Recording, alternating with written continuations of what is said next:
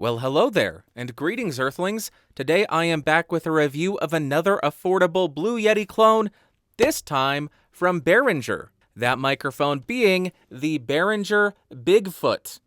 Get it? Bigfoot, Yeti, Bigfoot, Yeti, you get it. If you are interested in this microphone, it will cost you around $80 to $100 depending on when you buy it. I will throw some links down below. And for this review, I have the microphone's gain set to 10 o'clock, and the gain on my Mac is set to around 50%.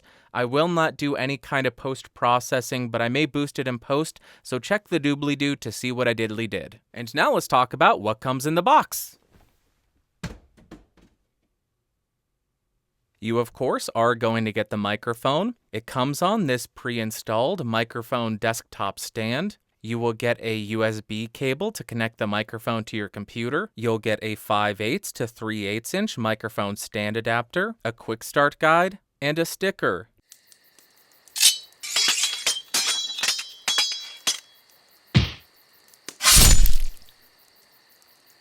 Then as far as the build quality, it feels perfectly sufficient.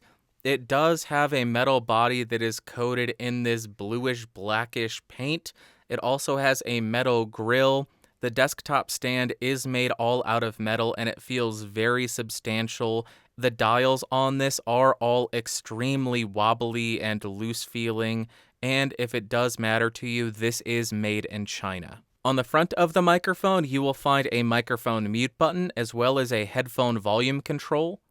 On the rear of the microphone, you will find the microphone gain control, as well as the polar pattern selection switch to switch between all four polar patterns. And on the bottom, you will find the USB port to connect this to your computer, a 3.5mm headphone jack, which does offer zero latency monitoring, and a 5/8 inch threading so you can mount this to a standard microphone stand. Then as far as the specs on this thing, it has a stereo, omnidirectional, cardioid, and bidirectional polar pattern. It has a frequency response of 20 Hz to 20 kHz, a max SPL of 120 decibels, a bit depth of only 16-bit, and a sample rate of up to 48 kHz. Now we're going to go ahead and do a quick walkthrough of all of the polar patterns. First, we are on the stereo. I will go ahead and rotate around to 90 degrees. Here's what one side of it sounds like. Continuing around to 180 degrees from the microphone. Here is the rear of the mic. Continuing around to the second 90-degree angle. Here I am in your other ear hole. And then I will rotate and end at the front of the microphone. That is the stereo polar pattern setting. Now I am on the omnidirectional polar pattern. I will go ahead and rotate around, and you should not hear any significant change in the tone as we rotate all the way around the microphone. Now we are back at the front. Now I am on the cardioid polar pattern. I am at the front of the mic, going ahead and rotating around to 90 degrees. Here's what it sounds like from the side. Continuing around the microphone to 180 degrees. Here's from the rear. Then we will rotate around to the second 90-degree angle, and then rotate and end at the front of the microphone on the cardioid polar pattern. And lastly, we are on the figure 8 polar pattern, which means it picks up in the front and the rear. We will rotate around to 90 degrees, which should be very, very dead and quiet.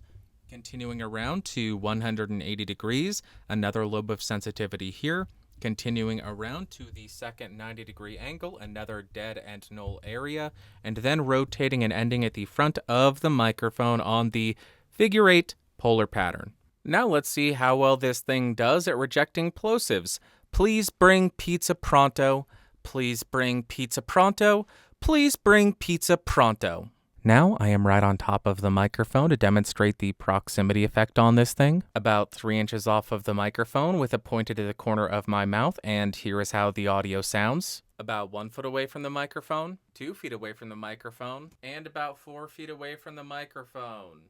Now I am typing on a keyboard with Gatoron blue switches to see how much of my voice versus how much of the keyboard it picks up.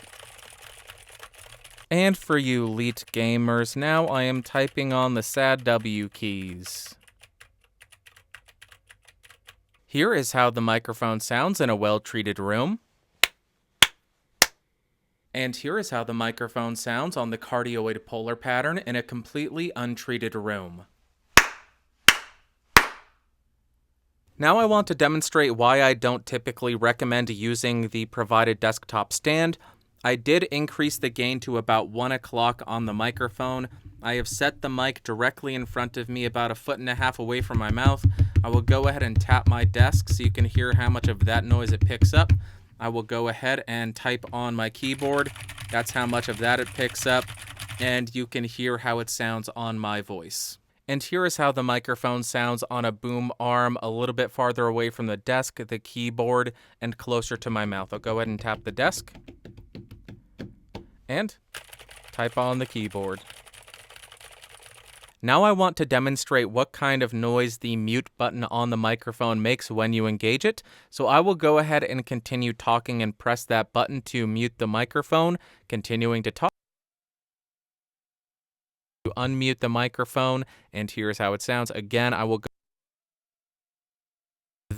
go ahead and unmute it, and there you go. Now I just want to see how well this microphone does at rejecting bumps of a boom arm or a desk. So I'll go ahead, tap the desk quite heavily, and I'll tap the boom arm. Now, I am almost certain that somebody is going to get this microphone and be tempted to speak into the top of it, because it does kind of look like it might be a top address or end address microphone.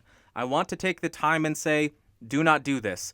This is not an end address or top address microphone. This is a side address microphone. You want to speak into the side that has the Behringer logo on it. Speak right into the grill. That's the correct side to speak into, not the top. Top, bad. Side, good.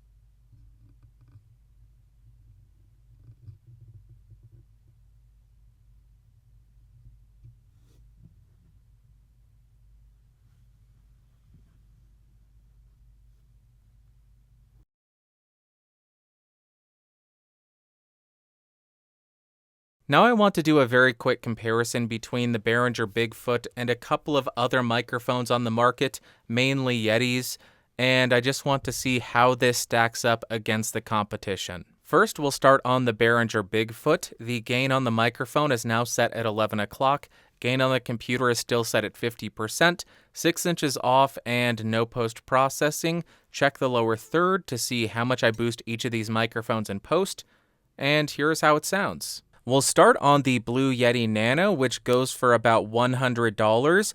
I am on the cardioid polar pattern, 6 inches off. My gain is set at 25%. And here is how the $100 Nano version of the Yeti sounds compared to the Behringer Bigfoot. Let's jump back to the Bigfoot. We are back on the Behringer Bigfoot on the cardioid polar pattern, and here is how the microphone sounds. Let's go to another one and compare it to that. Now I am speaking into the Rode NT USB Mini. This is a $100 USB condenser microphone, just a cardioid polar pattern, 6 inches off. Gain is set at around 50%. And here is how this sounds compared to the Behringer Bigfoot. Let's jump back to the Bigfoot and do a couple more comparisons. We are back on the Behringer Bigfoot again for another palette cleanser, and here is how this microphone sounds. Let's jump to another one and compare it to that. Now I am on the classic Blue Yeti. Gain on the microphone is set at around 1030. Gain on the computer is set just above 50%, 6 inches off, and this goes for around $90 to $130 depending on when you buy it. You can frequently get it on sale for $90, but currently it is $130. And here is how the original classic Blue Yeti that the Bigfoot is copying sounds like compared to the copy of this thing. I don't know if that made any sense. Let's jump back to the Behringer. And here we are back on the Bigfoot again. This is the last comparison we are doing. We're not doing too many today, but here is how this sounds. Let's jump to the last mic and do that comparison. And lastly, I am on the Blue Yeti X, which goes for about $170. I am on the cardioid polar pattern. Gain on the microphone, again, is set at around 10 o'clock. Gain on the computer is set at around 66%, 6 inches off, and here is how the most expensive microphone sounds in the lineup compared to the most affordable microphone in the lineup. Let me know in the comments down below, which of these microphones did you like the best? Did you like the Yeti X, the Yeti Nano, the classic Yeti, the NT USB Mini, or the cheap Behringer Bigfoot? Let me know in the comments down below. Next, as far as latency, with the sample rate set at 48 kilohertz, the I/O buffer size at 64 samples, we have an 8.5 millisecond round trip or 4 millisecond output latency. At 128 samples, 11 milliseconds round trip or 5 milliseconds output. And 256 samples, 16.5 milliseconds round trip or 8 milliseconds output.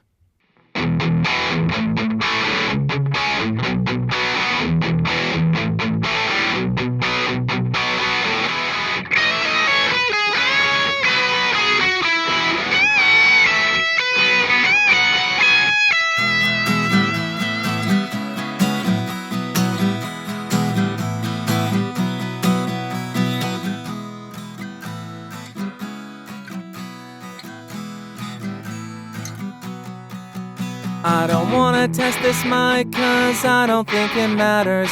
I think that Behringer is a troll. I'd rather leave this town and go and hunt for Yeti out in the woods by myself, but I can't. Mainly because I have to sit here and make reviews of this microphone, the Bigfoot, instead of hunting for real-life, real-world Bigfoot, which is a huge bummer for me. I want to be doing that, not reviewing this damn thing. But here I am. I am so impressed that Behringer has put out a brand new USB condenser multi-pattern microphone that uses the same specs and I/O from its competition that came out over a decade ago. How incredibly groundbreaking. But with that out of the way, as far as pros, it's more affordable. It's cheaper than the Blue Yeti Classic, which is its competition. That's the real selling point here. And the other pro, it sounds fine, it functions, and it doesn't sound absolutely terrible.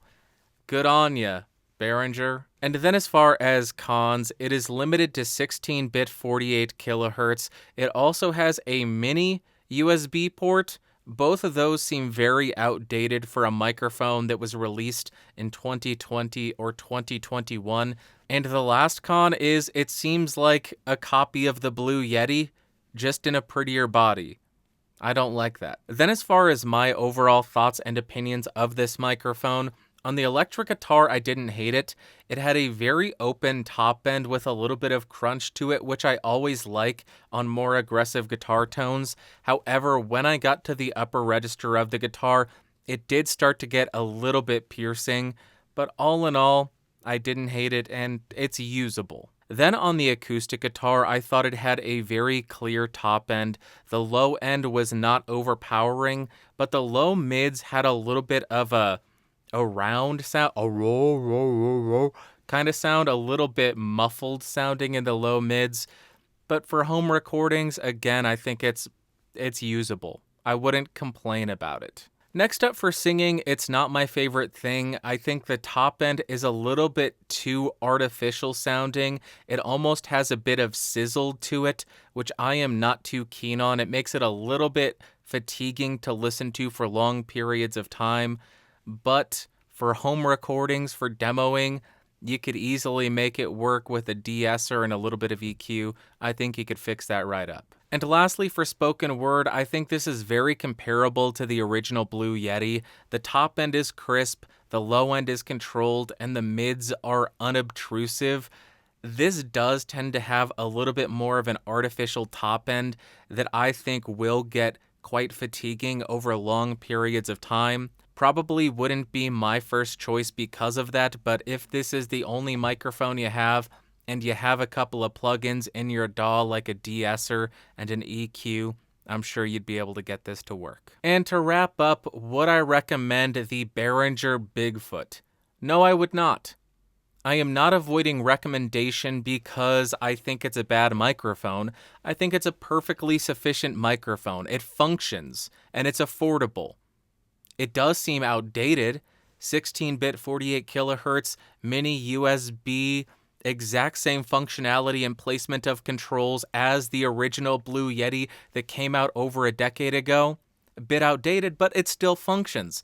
That is not why I am avoiding recommendation. But the reason that I'm not recommending it is it leaves a metaphorical bad taste in my mouth. I just don't like the idea of audio companies getting into this troll territory where they say, look what we did, we're copying exactly what you did and making it a joke, but then actually selling it. This wasn't released on April 1st. If it was a post on April 1st, cool, haha, funny joke, it's the Bigfoot, we get it, it's copying the Yeti. But actually going to market with it, it seems petty to me. And I imagine that Behringer does have great engineers that are capable of designing original audio gear. I would just love to see them do that instead of this troll crap. Because, yeah, it's funny on Twitter, but when you're actually selling it, doesn't fly for me. So no, I'm not going to recommend it. All right, I think that's going to wrap up for today. I can't wait to get some mean comments about this one saying, I can't believe you didn't recommend it. Let me know. Let me know which microphone you like the best in the comments down below. Did you like the Bigfoot, the Yeti Nano, the Yeti X, the Rode NT USB Mini? Let me know in the comments down below. If you did find this video fun, interesting, or helpful, go ahead and give me a thumbs up. Hated it, thumbs down. If you do want more videos, you can subscribe. Go ahead and click that logo down beneath me, and do not forget to hit that red subscribe button and click that bell icon. Get notified of all of my videos every single week. The one I release every single week. If you do want to hang out all day and talk about microphones and audio gear, we have a Discord server, podcastage.com/Discord. And if you want to support this channel and become one of these amazing people over here, you can do so by clicking that join button and joining at the $5 tier or higher. Really does help me continue to bring you these videos by affording me the ability to buy microphones like this. I will talk to you all later. Thank you so much for watching. Thank you so much for listening. I'll talk to you later. Bye.